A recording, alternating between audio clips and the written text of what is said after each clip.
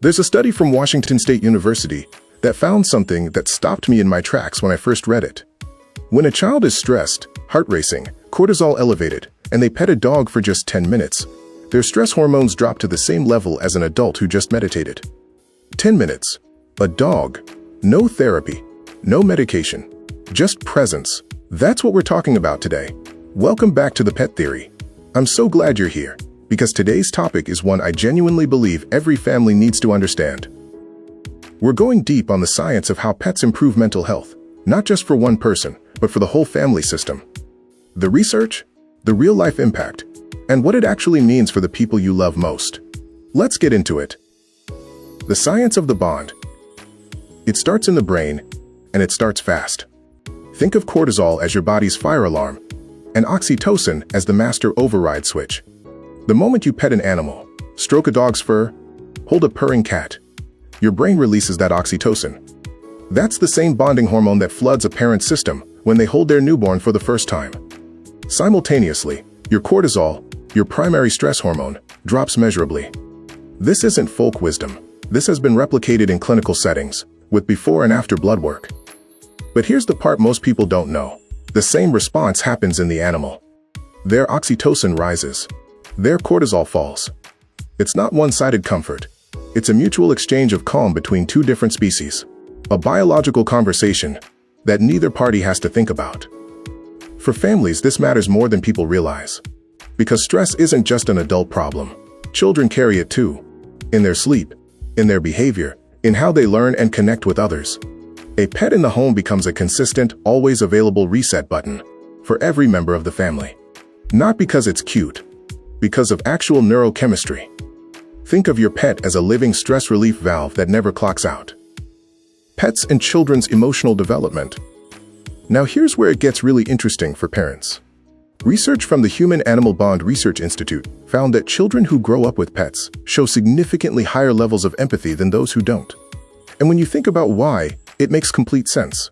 Caring for another living being, learning to read their signals, being responsible for their needs, adjusting your behavior around their emotions, is one of the most natural empathy training grounds that exists.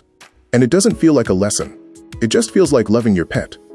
There's also something harder to quantify, but just as powerful. Unconditional acceptance. A child can have the worst day of their school year, feel embarrassed, rejected, like they failed, and their dog will greet them at the door with the exact same joy as every other day. That doesn't change based on grades, or social status, or what anyone said on the playground. Kids internalize that. Over time, it shapes how they see themselves. For children dealing with anxiety or loneliness, that consistency is therapeutic. It's why animal-assisted therapy programs are now embedded in schools, hospitals, and counseling practices. The animal isn't a prop. It's doing real work.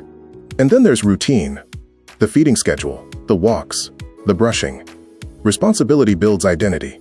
Children who help care for a pet often develop a stronger sense of purpose and self-efficacy that extends far beyond the pet itself.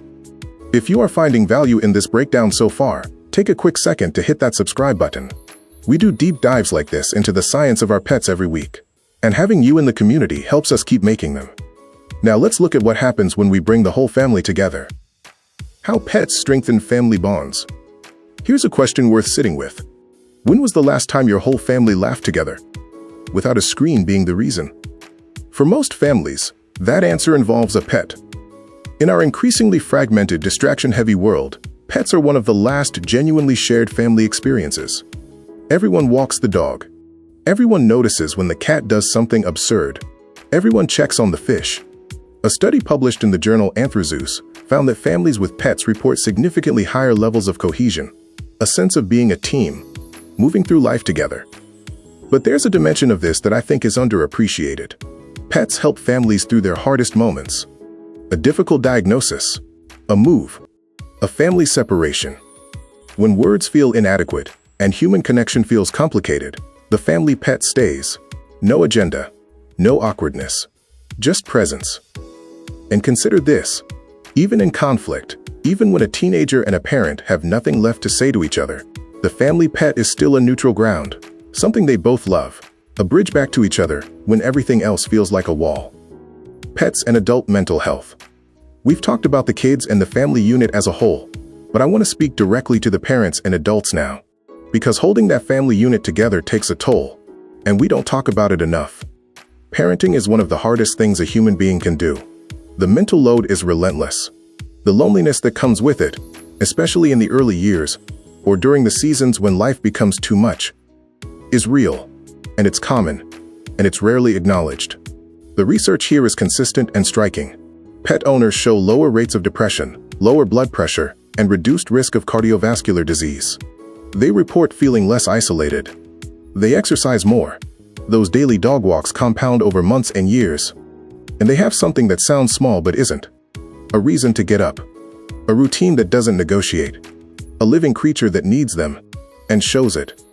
For adults managing anxiety or depression, that last part is significant. Pets offer companionship without social performance. You don't have to explain yourself. You don't have to be okay. You just exist together, and that's enough.